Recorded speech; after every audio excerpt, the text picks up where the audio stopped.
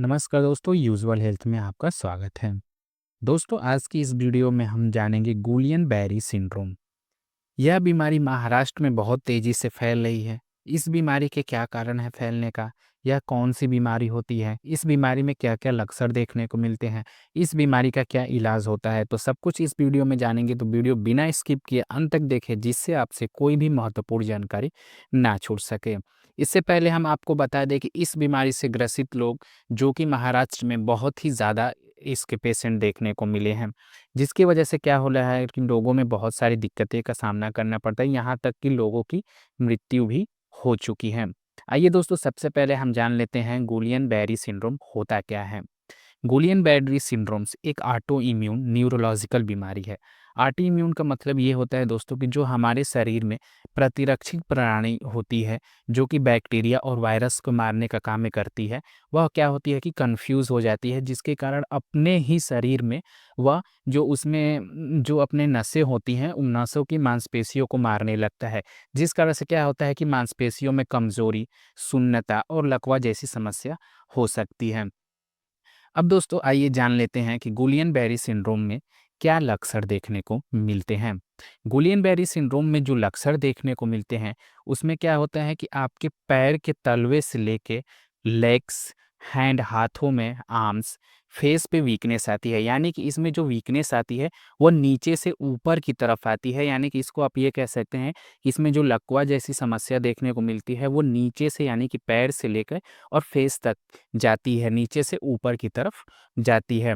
इसके अलावा दोस्तों, इसमें जो लक्षण देखने को मिलते हैं, उसमें वो क्या होता है कि पैरों में कमज़ोरी आना, चलने या सीढ़ी चढ़ने में दिक्कत होना, बोलने-चालने में दिक्कत होने लगना। इसमें जब पेशेंट को क्या होता है कि ये सिम्पटम्स होते हैं जो चेक किए जाते हैं कि पेशेंट इसमें बोलने-चालने में भी दिक्कत आने लगता है। बोलने वाली मांसपेशियाँ जो होती हैं वो कमज़ोर हो जाती हैं, फेशियल मसल्स कमज़ोर हो जाते हैं, पैरों के टेंडन्स जो होते हैं वो नहीं देखने को मिलते हैं। आँखों की विज़न भी डिस्टर्ब होती है, यानी कि जो आँखों के दिखाई देने वाली होती है उसमें भी डिस्टर्बेंस होती है। पेशेंट आँख को मूव नहीं कर पाता है, पलकें नहीं झपक पाता है, आईब्रोज़ को नहीं हिला पाता है। तो ये जो सारी समस्याएँ होती हैं, ये गुलियन बेरी सिंड्रोम्स में देखने को मिलती हैं। इसके अलावा पेशाब और मल त्याग करने में प्रॉब्लम होती है, साँस लेने में कठिनाइयाँ होने लगती है, पीठ और पैरों में गहरा दर्द होने लगता है, और इसके अलावा जो होता है चेहरे की मांसपेशियाँ भी कमज़ोर हो जाती हैं और हृदय गति का तेज़ होना। तो ये जो सारे लक्षण देखने को मिलते हैं, ये सारे लक्षण जो है वह गुलियन बेरी सिंड्रोम्स में देखने को मिलते हैं। अगर ऐसा आपको लक्षण देखने को मिले तो आप तुरंत अपने हॉस्पिटल में जाएँ, डॉक्टर से चेकअप कराएँ और उसके बाद आप फर्दर ट्रीटमेंट इसका कराएँ, क्योंकि यह बहुत ही ये जितनी सारी मैंने आपको लक्षण बताएँ, यह बीमारियाँ एकाएक आती हैं और ऐसे गंभीर स्थिति बना देती हैं कि पेशेंट चलने-फिरने, चल-फिर तक नहीं पाता है।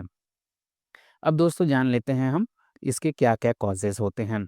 बात करेंगे कारण की, तो इसके जो कारण होते हैं ये बैक्टीरियल या वायरल इन्फेक्शन की वजह से हो सकता है। बैक्टीरिया संक्रमण जैसे कि कैम्पिलोबैक्टर जेजूनी। जेजूनी जो होती है यह एक प्रकार की बैक्टीरिया होती है। इसके इन्फेक्शन होने के कारण हो सकता है। वायरल संक्रमण जैसे कि फ्लू, साइटोमेगालोवायरस, एसिटिन बार-बार वायरस का जीका वायरस।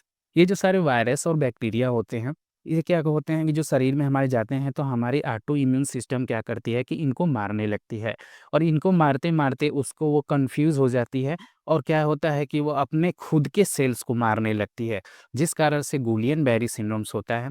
और ये जो गुलियन बेरी सिंड्रोम होता है, यह ज़्यादातर लंबे जो नर्व्स होते हैं जो हमारे पैरों में जाते हैं, और एक जो नर्व होती है जो हमारे डायफ्राम में जाती है, ये दोनों नस को बहुत ही ज़्यादा अफ़ेक्ट करता है, जिसकी वजह से क्या होता है कि पैर में से आपको प्रॉब्लम शुरू होती है और साँस लेने तक आती है। डायफ्राम जो होता है वो हमें साँस लेने में मदद करता है।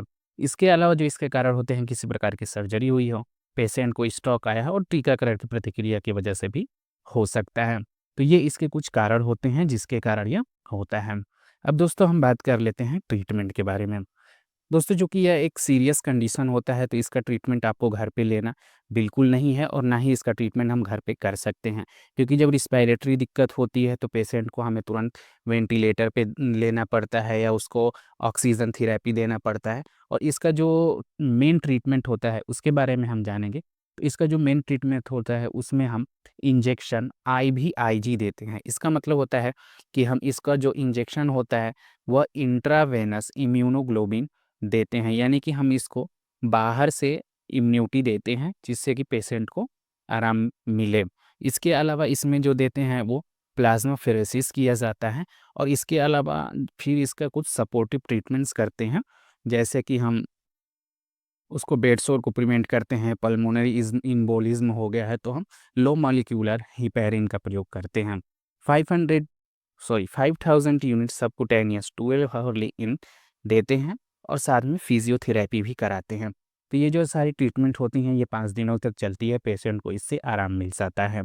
दोस्तों, ऐसे ही महत्वपूर्ण जानकारी पाने के लिए हमारे चैनल यूजुअल हेल्थ को सब्सक्राइब करें।